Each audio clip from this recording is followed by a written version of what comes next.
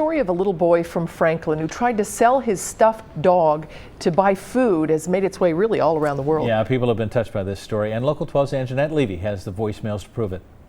I was so proud to see that story about Officer Dunham and what he did for that young man. And it's a tribute to not only your department, but you. That's just one voicemail left at the Franklin Police Department about Officer Steve Dunham. Over the weekend, he responded to a call near a drugstore where a little boy was trying to sell his stuffed dog for food because he was hungry. A big reason why I got into law enforcement is because, it sounds kind of corny probably, but I wanted to help people. Franklin police went to the child's home and found he and his 4 siblings were living in terrible conditions.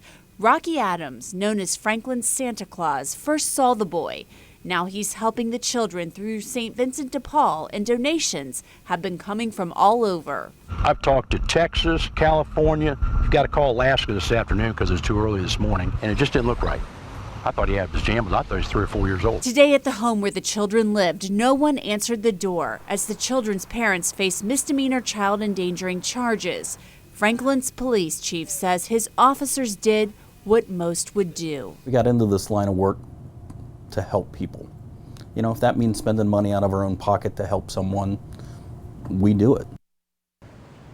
Those 5 children range in age from 7 to 17. Family members are caring for them right now, and they're not allowed to have contact with their parents since they now face those misdemeanor child endangering charges. But I think everyone's just really glad that those children got the help that they obviously needed. Could you imagine seeing a little barefoot child selling a toy for food? Just breaks your heart, doesn't it?